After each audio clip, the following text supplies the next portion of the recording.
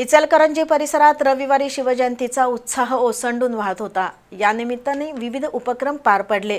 रविवारी सायंकाळी इचलकरंजीत वळीवाचा पाऊस झाला, त्यामुळे सुमारे 1.5 तास शिवजयंतीच्या मिरवणुका जागेवरच थांबून होत्या। पण पाऊस थांबल्यानंतर पुन्हा तितक्याच उत्साहामध्ये मिरवणुका सुरू होत्या। इचलकरंजी शहर आणि परिसरात रविवारी शिवजयंतीचा उत्साह होता। सकाळपासूनच शिवतीर्थावर शिवज्योत नेण्यासाठी मोठी गर्दी दिसत होती। शिवतीर्थावरील छत्रपती शिवाजी महाराजांच्या अश्वारूढ पुतळ्यास पुष्पहार घालण्यासाठी दिवसभर गर्दी होती। तर इचलकरंजीत ठिकठिकाणी मंडप उभारून छत्रपती शिवाजी महाराजांना वंदन करण्यात आलं। अनेक कार्यकर्त्यांनी भगवे ध्वज घेऊन दुचाकीवरून रॅली काढली, तर शहरात ठिकठिकाणी भगवे ध्वज आणि भगव्या पताका लावल्या होत्या। रविवारी सायंकाळी अनेक मंडळांच्या वतीनं शिवजयंतीच्या मिरवणुकांना प्रारंभ झाला।